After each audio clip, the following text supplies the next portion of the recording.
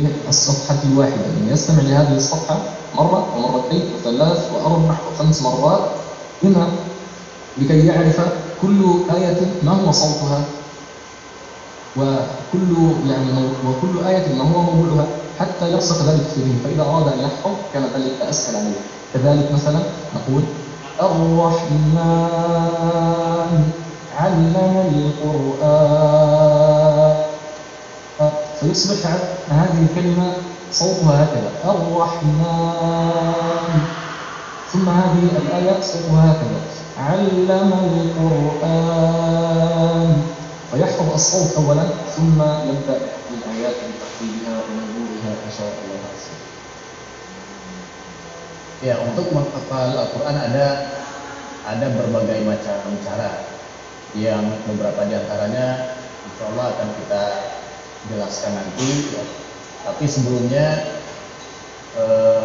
sebelum kita menghafal Al-Quran perlu kita menelaah ya, atau mempelajari ya, tentang apa itu Al-Quran dan juga hal-hal yang berkaitan dengan ini. Dan ini ada sebuah cara juga, misalnya bagi anak kecil misalnya, yang tentu beda biasanya antara asli orang Arab dengan bukan orang Arab. Kalau misalnya orang Arab biasanya itu mereka bisa langsung membaca ya. Jadi kalau walaupun itu anak kecilnya, mereka langsung bisa membaca, dibaca dulu satu halaman, kemudian dipahami posisi-posisi ayatnya, setelah itu baru mereka menghafalkannya. Sedangkan bagi orang non-Arab ya, sangat disarankan sebelum mereka menghafalkan itu mereka mendengar terlebih dahulu. Nah, mereka mendengar sehingga mereka tahu ya bagaimana cara membaca yang benar. Mereka mendengar ayat per ayat, kemudian setelah mereka tahu bagaimana cara membacanya, baru mulai dihafalkan. نعم. وكيف نبدأ بالحفظ؟ هناك طريقتين أساسيتين. الطريقة الأولى اسمها طريقة الحفظ التسلسلي، وهي أن أحفظ هذه الآية الرحمن، أبدأ بحفظها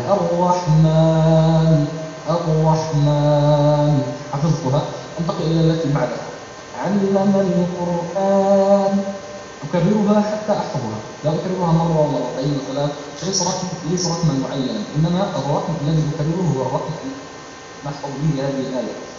ثم إذا حفظت الآية الأولى والآية الثانية أجمعهما الرحمن علم القرآن، حفظت الآيتين قبل من حفظ الآية الثالثة، حفظتها أجمعها مع الآيتين الأوليتين، حفظت ثلاث آيات، ثم أبدأ بحفظ الآية الرابعة، ثم أجمعها مع الآيات التي خلفها، وهكذا أكون حفظت 4 آيات، وهكذا أفعل حتى أحفظ الصفحة الكاملة، وأكررها من الأول إلى الآخر، وأكررها حتى أحفظها. هذا يسمونه الحفظ التسلسلي، لأنه يتسلسل في الانتقال من آية إلى آية إلى آية حتى يتم حفظ الصفحة الكاملة.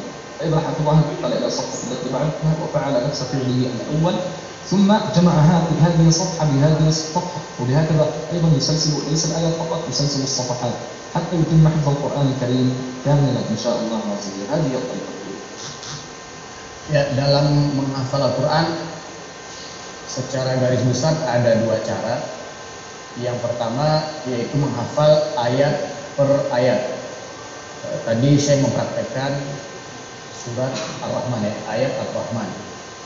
Membaca ayat yang pertama Ar-Rahman, kemudian dibaca terus sampai hafal. Setelah betul-betul hafal baru pindah ke ayat berikutnya. Begitu juga ayat yang kedua Allamal Quran, diteruskan sampai betul-betul hafal, kemudian digabung dengan ayat pertama tadi dan dihafalkan 2 ayat ini. Setelah benar-benar hafal baru pindah ke ayat berikutnya, ayat yang ketiga.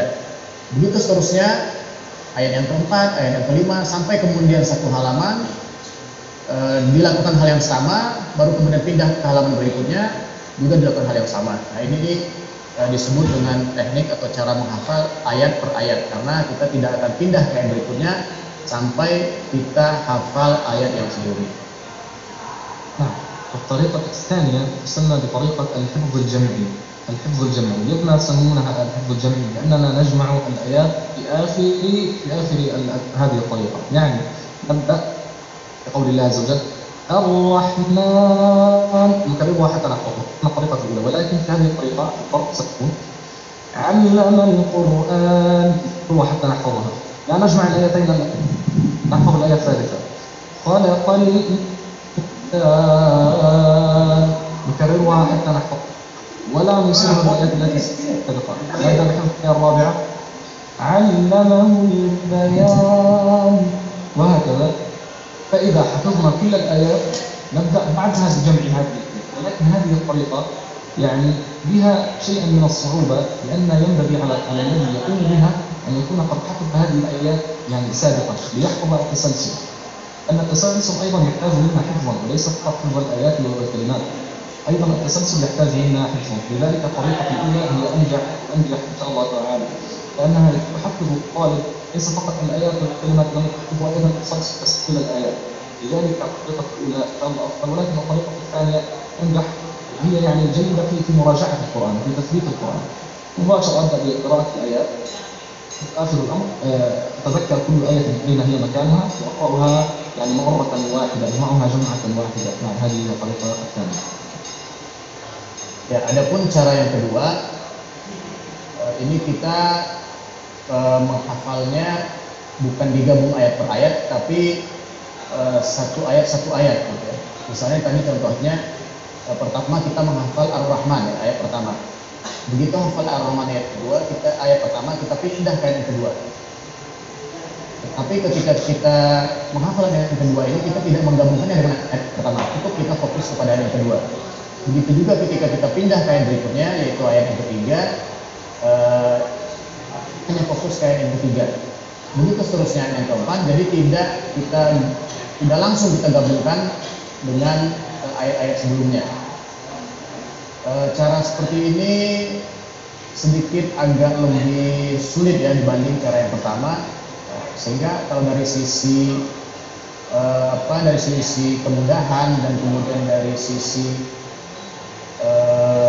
urutan, yaitu akan lebih mudah sebetulnya dengan cara yang pertama tadi, karena dengan cara yang kedua ini ya dibutuhkan ingatan ya yang agak sedikit lebih kuat, sehingga kita paham ya posisi ayat-ayat yang sebelumnya.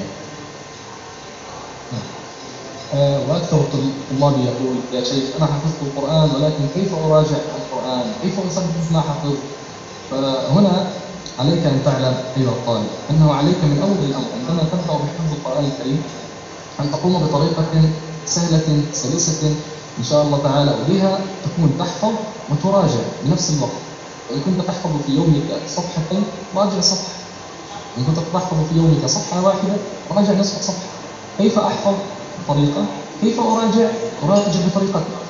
أنا المراجعة لك الحرية في الخطة، تقرأها قراءة وراجع افعل، تحفظها من جديد مرة أخرى افعل، تكررها افعل، تسمعها افعل. المهم أن تراجع، المهم أن تثبت. وإن شاء الله تعالى إن فعلت ذلك كل يوم تحفظ جديدا وتراجع قديما بإذن الله عز وجل، بذلك متقنا الحفظ ومثبتا يعني الحفظ بشكل جيد جدا بإذن الله عز وجل.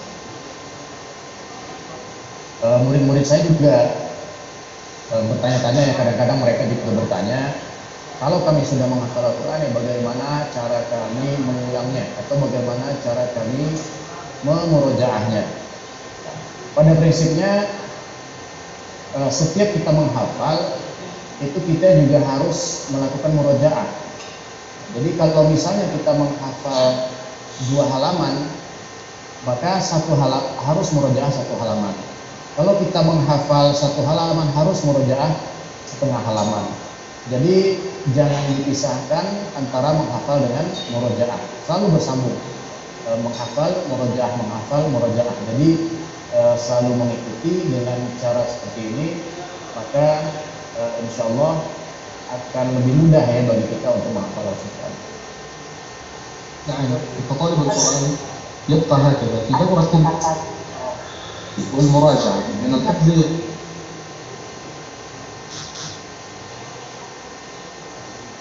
بيت المحفوظ. يعني مراجعة المحفوظ هي أنا أسميتها يعني طريقة إياك نعبد وإياك نستعين، كما قال الله عز وجل في سورة الفاتحة: إياك نعبد وإياك نستعين.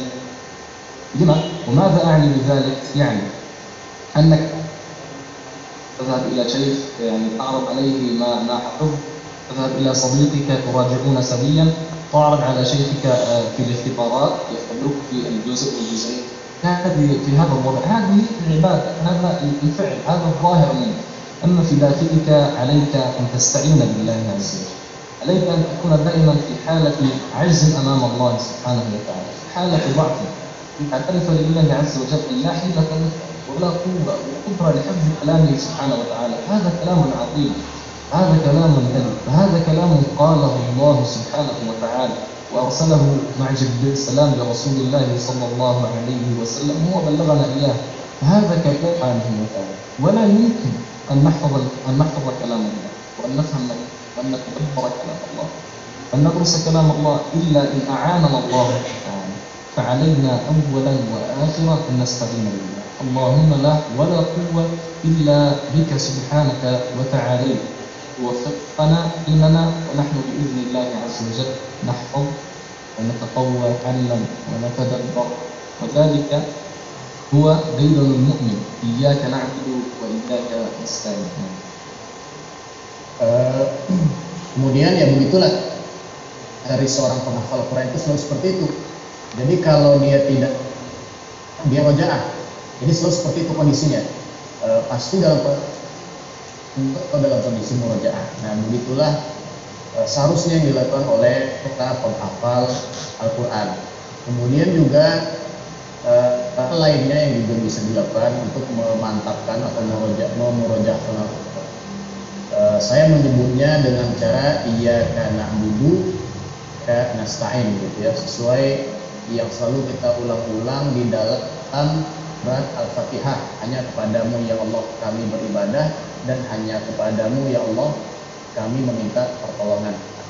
Nah, budu ini atau kita beribadah ini kalau di dalam menghafal Al-Quran ya bentuknya adalah dengan kita selalu memurojaahnya, selalu menghafalnya, entah itu dengan teman-teman kita atau kepada guru-guru kita. Nah, itu adalah bentuk na'budunya, bentuk kita beribadahnya. Sedangkan yang kedua, yang nasta'innya adalah kita memohon kepada Allah. Karena kita memohon, selalu meminta kepada Allah agar diberikan kemudahan di dalam menghafal dan memahami Al-Quran. Karena ingat, Al-Quran ini adalah kalam Allah. Al-Quran ini adalah